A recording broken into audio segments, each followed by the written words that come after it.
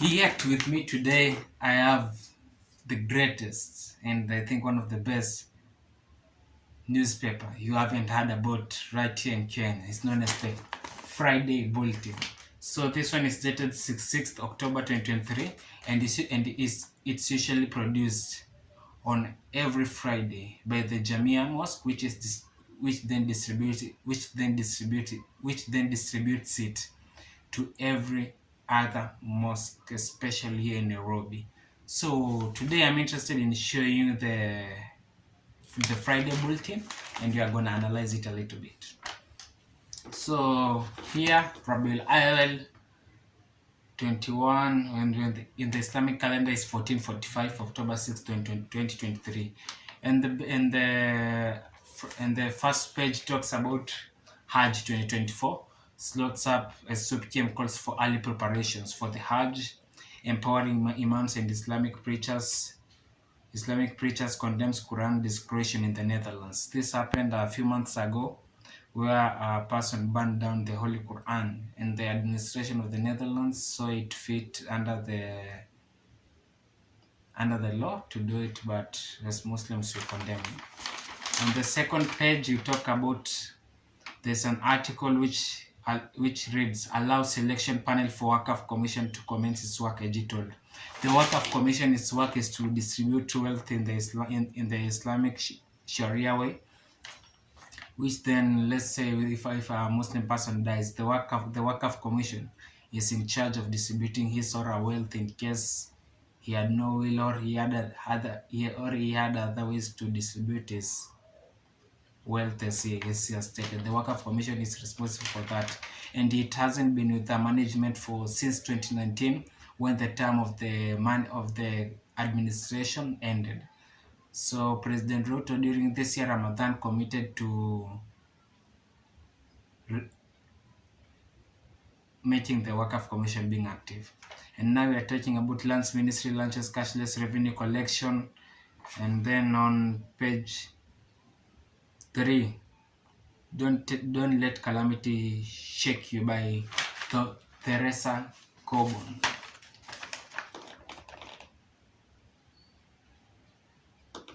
So I'm especially interested in this article because right now life is very hard due to the different problems we are currently facing as a nation and as an ummah. So this is an Islamic way. So Teresa Coburn is a revert, which means she converted to Islam, and at the age of 21, after searching many years of studying monotheism, which means one God. So she talks about her life, abusing, and she had a abusive father, was an alcoholic, and a mother battled cancer for over 4 years and lost the fight. And she was a victim of assault, and her life was tough. After she converted to Islam, she was comforted by the stories of the Prophet. And in this article, she talks about the people of Noah, alayhi salam, the people of Ibrahim, alayhi salam, the people of Ayub, and the many tribulations they faces. She also quotes the Quran regarding this particular people.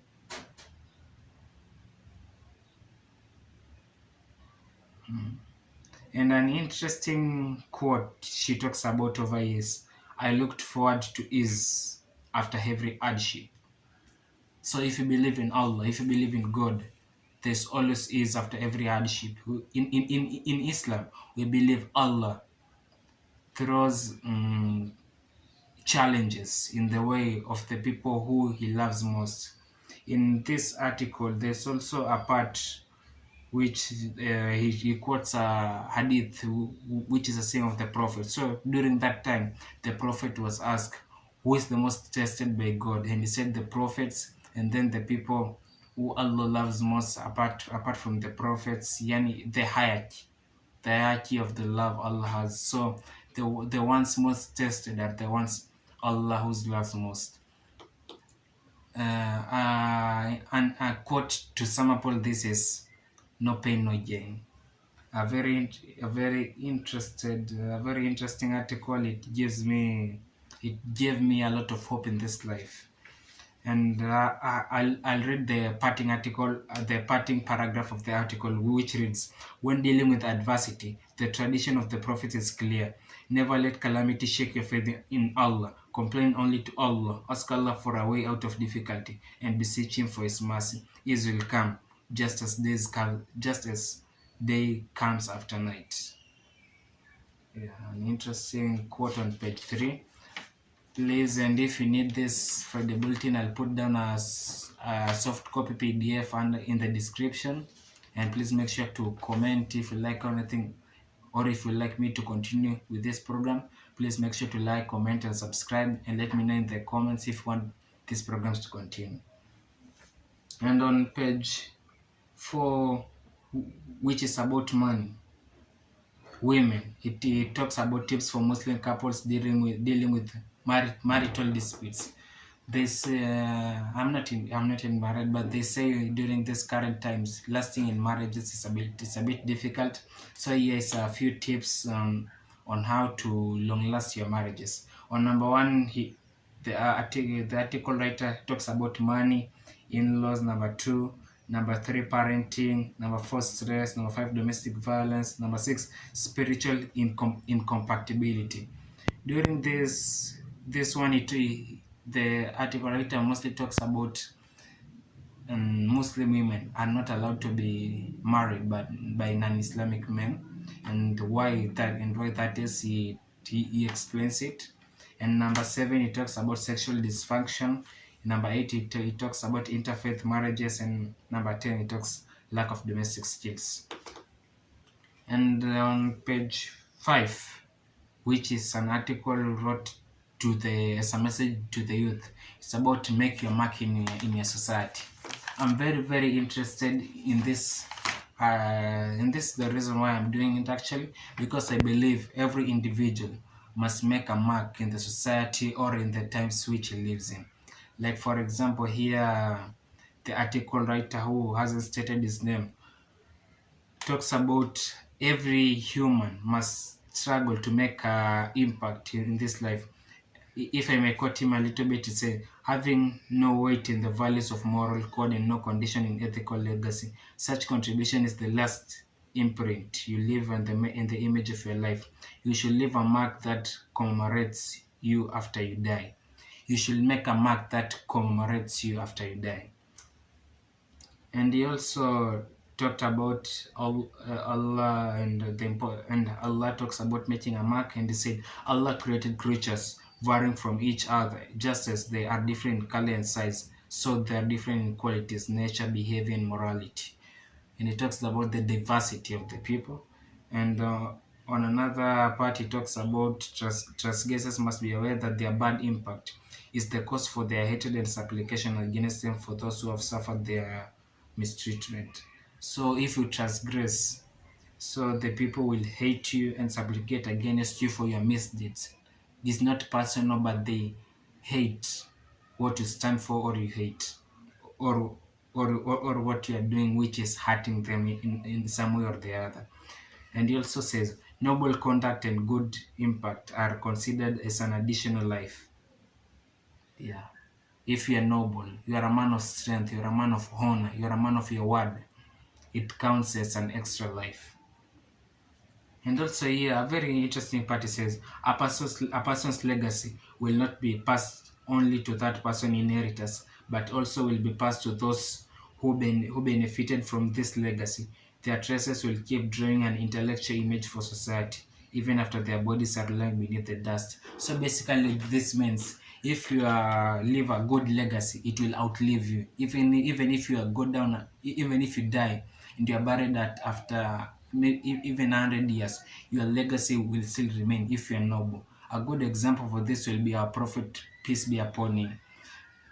Then we haven't seen him, but his good legacy, or what he stood for, what he preached, the character of a man he was, we still study him till today. And the Carlis and many other people who are noble and made an impact in this world. So this article mainly aims for you as an youth or an individual. You should struggle to leave a good legacy in this life. Yeah.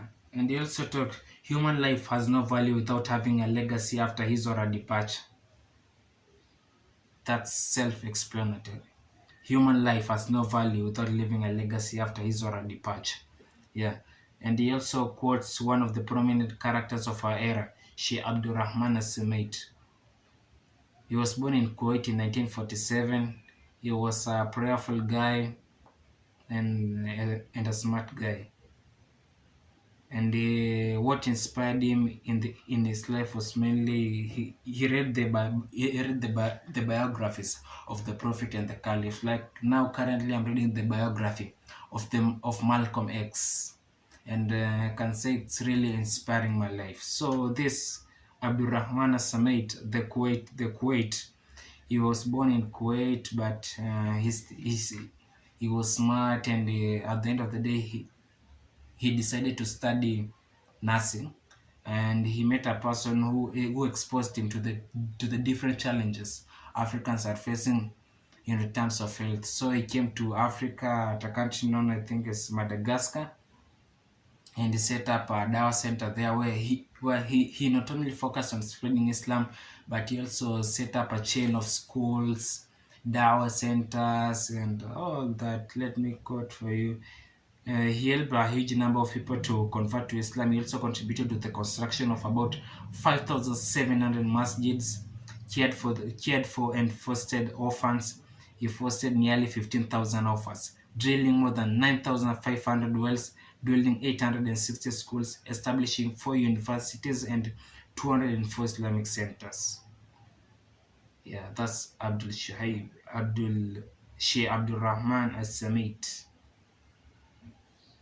And the organization which he formed and it's still relevant till today is Direct Aid Association, which is aimed to benefit everyone, whether Muslims, Christians, or pagans. May Allah have mercy on him. And on the final and I'm read the final two paragraphs of this article because it sums up the entire purpose of this article, and it says, when will you leave your mark? While Allah has bestowed the grace of Islam upon you, and what a great blessing, you are also blessed to be a descendant of great ancestors who enlightened the world from its darkness and created a civilization written by history. And if I'm add on this, I'm an example for that. From an ancient great civilization, and soon I'll be doing a documentary on that about our people and currently where we are and how we got here. Please stay tuned for that. It's gonna more in the end. And if you want to see it, please make sure to comment, and I'll release a teaser video on Wednesday or Thursday. Please make sure to comment here. And on the final paragraph, he says, "Are you not worried about the state of your ummah? Aren't you concerned about the dunya, the worldly life, being as a weapon with others who threaten your ummah? Isn't it worthy for you to take part in building that history? Get up and let go of your laziness. Find out who you are and look at your nation's past to be inspired by them as a torch that lights your way. Hasten to work and make your mark in life as life is short and you can't know what is going to end, when it's going to end." So he basically says, as the youth, we should avoid being lazy and struggle to make a life in history. We cannot be victims forever. We have to stand up and fight for what we believe in and struggle to make our life and the lives of the Ummah, and whether Muslim or the pagans, basically to make the world a better place. We should struggle to make that mark. Yeah.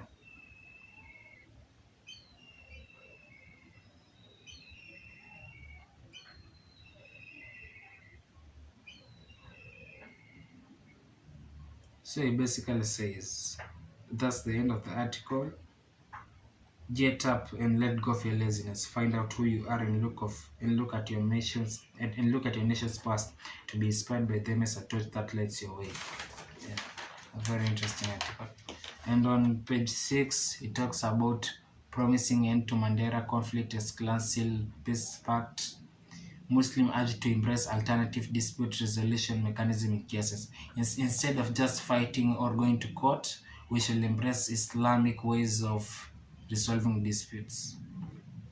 ASAL counties most likely to bear the brunt of El Nino. ASAL stands for arid and semi-arid lands. Stated that ASAL are likely to be affected by the El Ninos. Surprisingly, today the president has said the meteorologicals have told him the El Nino isn't going to hit us again. But the country had already spent a lot of money preparing for El Nino. They bought even boats. It is what it is, man. Africa urges state to improve security and cost. Yeah. Nairobi interface to World Anti-LGBTQ Walk today, which was held on 6th of October anti-LGBTQ.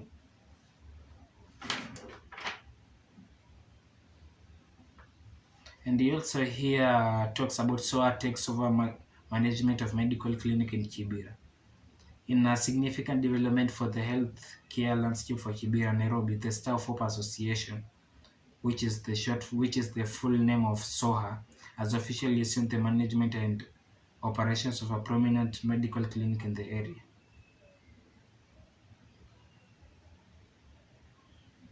And it was commenced with a signing of a MOU between Dr. Harun Said, representing Staff Hope Association, and Mohammed Tariq, representing the Al Khair Foundation, which had been overseeing the health facility operations. I might try to find out where the medical clinic is, and I might do a documentary on it. On the final page, it talks about mainly Israel troops kill 2 Palestinians in occupied West Bank confrontation. We stand with Palestine and may God help them. So here, in every Friday bulletin, when you look at it, Umma has the last page, the last half a page usually is advertisement or another article, and they usually write pretty good articles. Like this one, I think is the best I've ever read from them, which is planning ahead of time. Time is a very important element, and people quite tend to misuse time. Like for example, today it's 21st of October 2022. This minute I'm talking to you right now will never be regained again. So I have to you always have to strive to utilize your time well. So in this article it says, it starts with time is a precious commodity and extremely important trust or aman from Allah. It says proper utilization of time leads to success in this world and eternal bliss in the hereafter. Eternal bliss in the hereafter.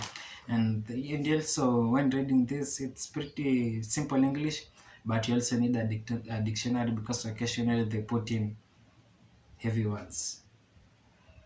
And he also talks about our main purpose of this article. The main purpose of this article by Huma, which was 6 October 2023, it says the main article is to develop home guidelines on time management from an Islamic perspective. Every Muslim has certain duties and responsibility towards the Almighty Allah Subhanahu wa Ta'ala and for the society. Managed time has got many benefits to the individuals and to the organization which he or she works.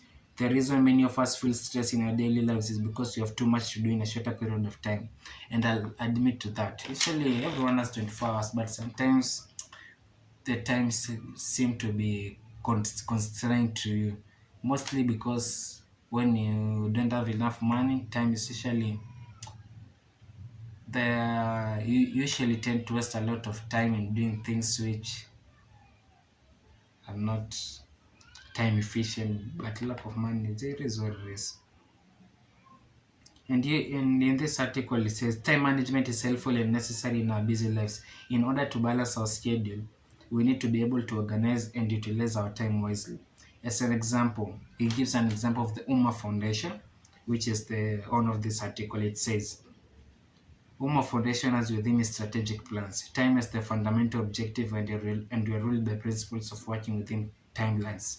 And it says this is the reason why Ummah Foundation is very successful and consistent, and it has been around for many years. Ummah Foundation recognizes the fact that time is key, and is not managed properly, nothing else will be managed. This is very true. If you don't manage your time very, very well, there's nothing else which you'll manage properly. Good management of time is important both for economizing on costs and for proper utilization of other resources. No further words needed. A Muslim life involves two elements. worship, and earning a living. And he also here talks about everyone should use his or her own time, which includes free time in doing beneficial things, especially those that will take them closer to Allah and earn His mercy and forgiveness. Time is now ripe when we should work in unison to maximize our time as required, instead of making duplications and appear like making insistent replications that might be benefiting the same people instead of diversifying. So that paragraph talks about the need of people having purpose in their time, utilizing their time for a specific purpose, and not contradict each other and keep fighting, which I think is a very good advice, which majority of the communities and the government and the organization, which if they incorporate this, will help them a lot. Yeah. And he also talks about the last paragraph. He talks about the need for the people to prepare for El Nino. On this article, which is last week from today, on 6th October, El Nino was still a thing. But today, the president said the meteorological people have told him the El Nino it has surpassed us, and we should thank God for it. Yeah. And on the last line, it says, the article writer writes, this should be where all of us should be heading as individuals and organizations. Asking, where are we heading? We shall be heading to proper time management and having objective in our time and our purpose. So guys, this is all for Friday Bulletin of October 26th, Rabiul Awal, the Friday Bulletin. Please make sure to like, comment, and subscribe, and share this video. And if you like for me to continue doing this type of articles and reviewing different papers and books, please make sure to let me know in the comment, and also put my WhatsApp number down there. If you think there's something which you can share with me personally, you can let me know on the comment section, or on my WhatsApp number. And I also have a Patreon account which I'll be shared down. And also, if you like to throw something in my M-Pesa, is the same as my WhatsApp number, which is in the description box below. Thank you for watching, and I love you so much, and please share the message. Yeah.